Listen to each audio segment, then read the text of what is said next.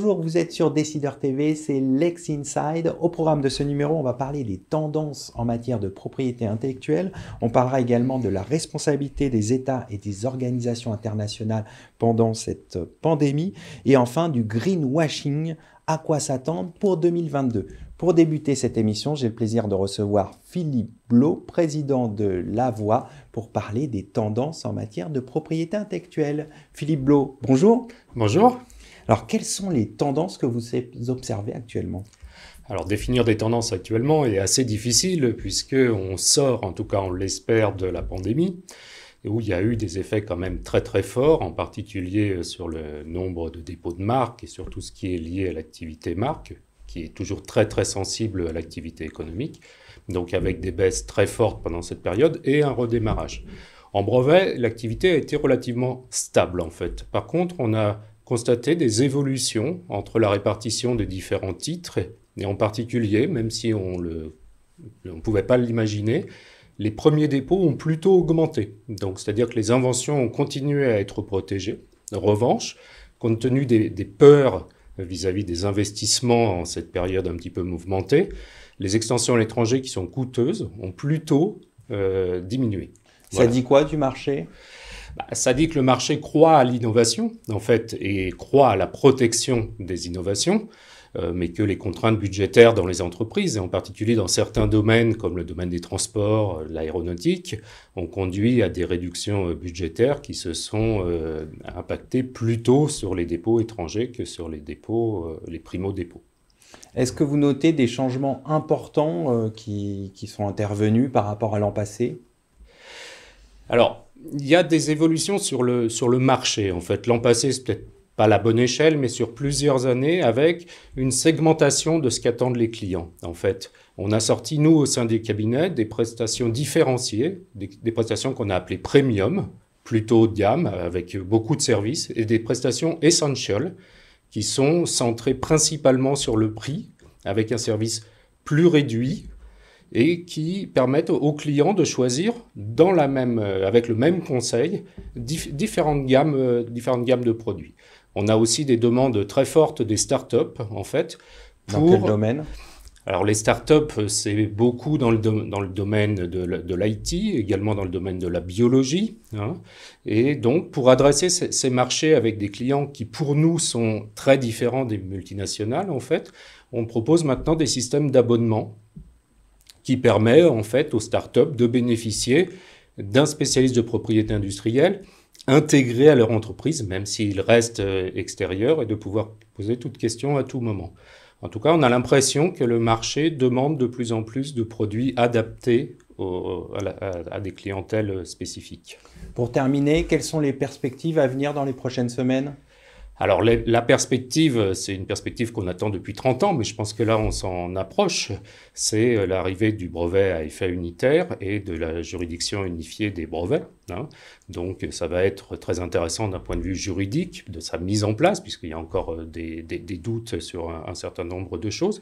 Et puis, ça va être une réflexion importante pour les déposants, donc de savoir s'ils vont bénéficier de cet effet unitaire ou si au contraire ils vont le fuir, puisqu'en fait ce système nouveau peut faire un petit peu peur en fait. Et donc on voit une réflexion importante qui se pose là-dessus avec des conclusions souvent assez divergentes d'ailleurs. On va suivre tout ça avec intérêt. Merci Philippe Blo d'être passé sur notre plateau. Merci à vous, au revoir.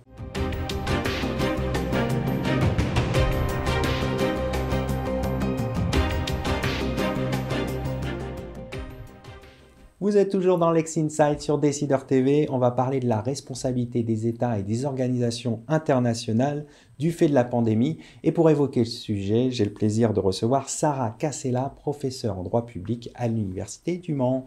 Sarah, bonjour. Bonjour. Alors, quelles sont les problématiques de droit international qui ont été révélées par la pandémie du Covid-19 ? Alors, une problématique immédiate, il existe un certain nombre de règles de droit international qui auraient pu, sinon permettre d'éviter la pandémie, au moins de limiter les dommages, et pourtant, elles n'ont pas été appliquées ou pas correctement appliquées. Pourquoi ? C'est clairement la première question. Puis quelques problèmes un peu plus indirects, mais aussi fondamentaux.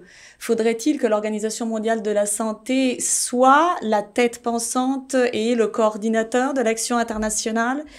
Peut-on continuer à prendre en compte en droit international la santé publique essentiellement comme exception aux règles de la libre circulation? Des questions à plus long terme. Alors, d'autres questions naissent de cette pandémie, alors notamment les obligations internationales qui auraient dû être respectées par les États et les organisations internationales. En l'espèce, quelles sont-elles?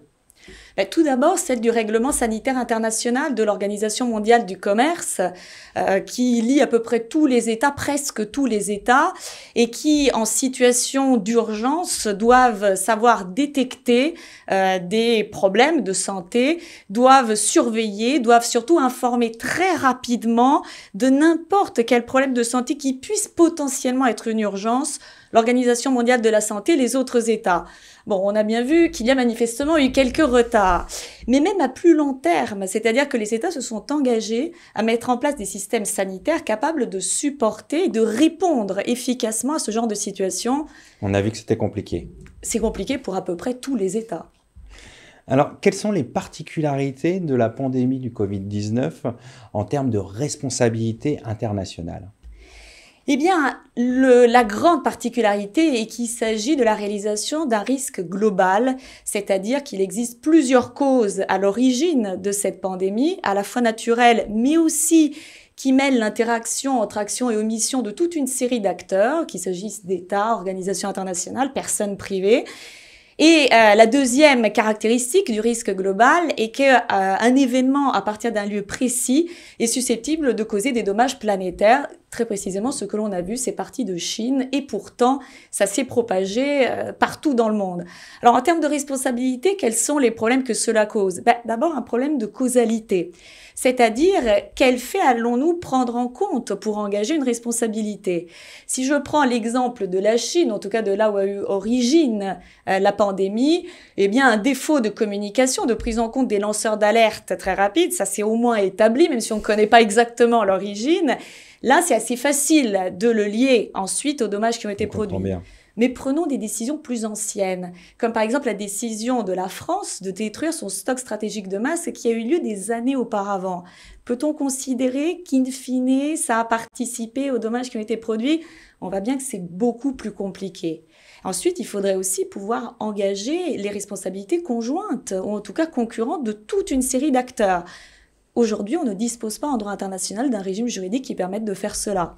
Alors justement, comment en l'état actuel du droit international, vous dites que c'est compliqué, mais est-ce qu'on pourrait mettre en cause la responsabilité des différentes responsabilités partagées des différentes entités qui ont participé à cette prise de décision pendant la Covid-19 ? Alors la question s'est posée très concrètement puisque dans un certain nombre d'États, il y a eu des actions à l'encontre de la Chine, par exemple, ou de l'Organisation mondiale de la santé. Ça a été le cas aux États-Unis. Simplement, il y a une règle de droit international très claire qui est l'immunité de juridiction des États et des organisations internationales. Et donc, les juges doivent se déclarer incompétents. En revanche, des individus peuvent très bien essayer d'engager la responsabilité de leur État. On l'a vu, il y a des actions en France, il y en a à peu près dans tous les États.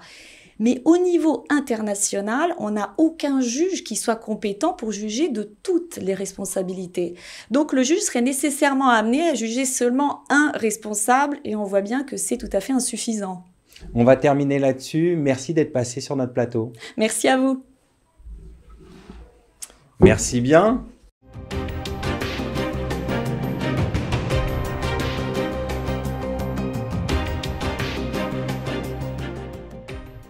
Vous êtes sur Décideur TV, toujours dans Lex Inside et je suis en compagnie de Virginie Coursière-Plouns, associée chez PDGB.